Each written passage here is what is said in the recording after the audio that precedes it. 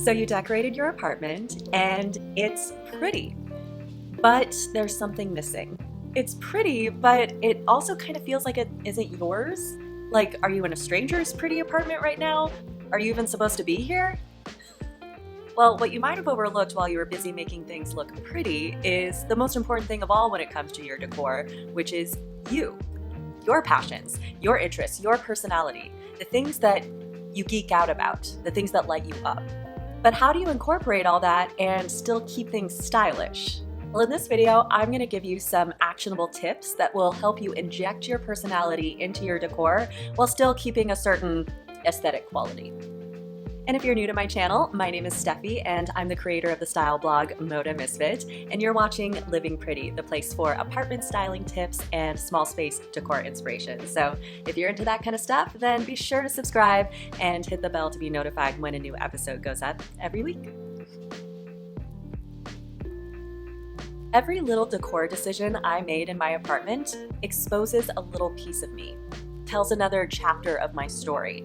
Even when I remain quiet, my apartment has plenty to say. And I want you to feel that same sense of belonging in your space. For me, when you walk into my apartment, you pretty much know me as a person if you pay attention. You know my taste in music, and you know my favorite video game, Legend of Zelda. You know that I love the anime Death Note because I have the manga everywhere, and you can gather that I have an affinity for the sort of darker, moodier things in life. My goal when it comes to interior styling, whether it's my space or someone else's space, is I want the styling to speak volumes about you without you having to say a word.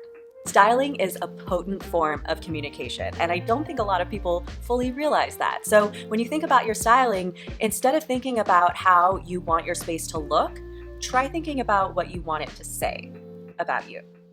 So in order to start reflecting your personality in your interior styling, the first thing I want you to do is just simply write down a bunch of the things that you love. What are your interests, your hobbies? What are your favorite movies, your favorite TV shows? What are your favorite video games? Like, what are the things that really get you going in life? Just sit down and write them all down in a list. You can even treat this like a journaling exercise if you're into that kind of thing. I personally am. I'm a sucker for a good introspective journaling session. You can keep it as simple or as detailed as you want. The point is to really sit down and tap into the things that you love in life. Once you have a solid list going of your interests and your passions, then simply sit down and start online shopping for things that have to do with those passions and interests. Wall art, coffee table books, throw pillows, any sort of decorative items that have to do with that thing. Like, let's say you love Shakespeare. You could simply just type in Shakespeare wall art into Etsy and see what comes up. There are a whole bunch of options that come up for Shakespeare wall art. I happen to know this because I'm a Shakespeare nerd, and they're also very chic. When it comes to finding personality pieces, the things that are a bit more of like a niche topic, I personally recommend Etsy, and also Redbubble is a really good option as well. I got my Fiona Apple canvas from Redbubble. Another tip I have for you for incorporating your personality in your decor is to simply prioritize it. So when you're shopping for things online, focus your attention on these personality pieces and then build the rest of your apartment around them. Now, this can, of course, be tricky because there's so many pretty things out there and it's very easy to get shiny object syndrome. So I'm not telling you to completely ignore all the pretty things that you see, but really just pay special attention to those personality pieces. Really try to focus a good chunk of your shopping time on seeking those out. What can happen when you don't really prioritize the things that are important to you as a person is your interior styling process can really start to take on a life of its own, and then before you know it, you have an apartment that doesn't really feel like you. You'd be surprised at how quickly things can sort of snowball when you're decorating. So you have to be very mindful and purposeful when it comes to incorporating your personality. So don't let it pass you by. Now let's talk about how to incorporate your personality into your interior styling without veering into the tackier side of things. There is a tasteful way to incorporate your personality without getting sort of kitschy and cheesy, and to avoid the whole like tchotchke vibe. Now, take everything I say with a grain of salt. At the end of the day, if something makes you happy in your decor, that's all that matters. If other people think it looks like a tacky tchotchke, but it makes you happy, fuck them. Like, I am not a believer in hard and fast rules when it comes to interior styling. But if you're concerned about style and you want your personality pieces to be elevated as well as expressive of you, then here are my thoughts. The first thing you can consider when you're shopping for your personality pieces is think about whether something is literal or interpretive. Now, what I mean by that is, for example, my Death Note manga is literal. It is literally the Death Note manga, and that expresses my interest in Death Note. Meanwhile, my Triforce mirrors are interpretive because they are not literally a Legend of Zelda thing. I just bought these mirrors from Target and shaped them to be the Triforce. So unless you're a Legend of Zelda fan, you might not even know that that's a Legend of Zelda thing. You might just think, oh, she made a cool little triangle shape. Another example, my Angry Fiona Apple canvas in my entryway is literal because it's literally a picture of Fiona Apple. Meanwhile, my Soundwave art up here above my bed is interpretive because it is an interpretation of these 3 songs that I love. You see what I mean? One is obvious and the other is less obvious and requires more interpretation. So the reason why I'm talking about literal versus interpretive is both are fine. I execute both. But a space can start to feel pretty kitschy if you're using too many literal personality pieces. It's good to have a balance between the literal and the interpretive. Another way to incorporate your personality pieces tastefully is to think about your presentation. How are you actually presenting the item? Let's say you're a fan of The Doors and you get a poster of Jim Morrison. The more tasteful, stylish way of displaying that Jim Morrison poster would be to get it framed and hang it up.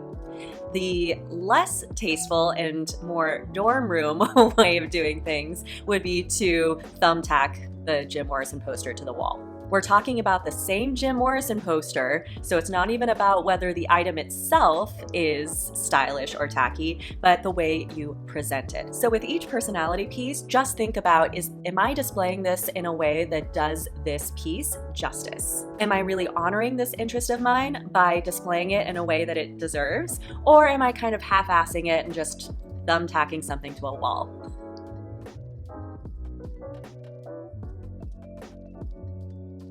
And another way to inject your personality into your space without getting into the tacky side of things is to just simply avoid clutter. Now, I fully realize that I just told you to avoid clutter, yet here I am with a shit ton of stuff in my own apartment. I am a bit of a maximalist, what can I say? But there is a fine line between styling and cluttering. And it's a line that I admittedly really walk like a tightrope. But there is a point where things do get out of hand.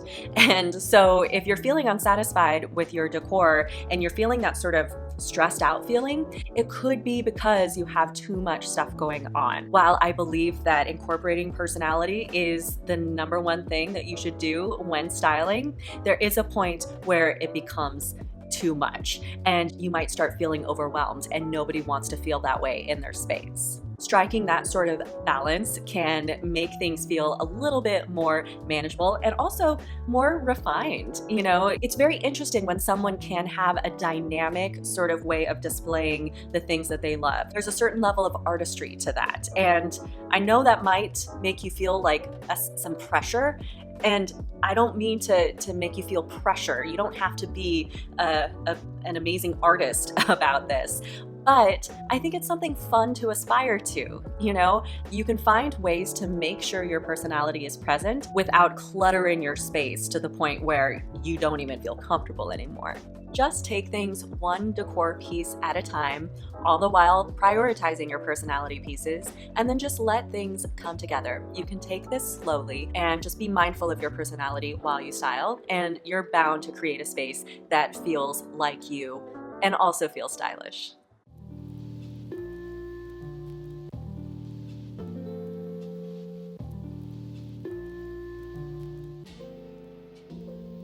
So that's just a little crash course on how you can incorporate your personality in your interior styling. Of course, every space is different, every person is different. One person might want a ton of their personality present in their space. One person might feel perfectly content with just one item that speaks to who they are. However you end up incorporating your personality into your decor, the main thing I want you to keep in mind at the end of the day is that interior styling is a form of communication. It's not just about making things pretty, and it's not just about impressing other people. It's about communicating things about yourself. Tell me in the comments below, how do you incorporate your personality into your decor? And if you're struggling with that, tell me about that too. What do you think the struggle is? What is the challenge you're having with incorporating your personality? Tell me. If you want daily glimpses into my studio apartment life, then follow me on Instagram at moda.misfit. And if you want regular doses of apartment styling tips and small space decor inspiration, then subscribe to this channel and hit the bell to be notified when a new episode goes up every week. And remember, your apartment is destined to be pretty and to reflect your personality, and you are pretty powerful.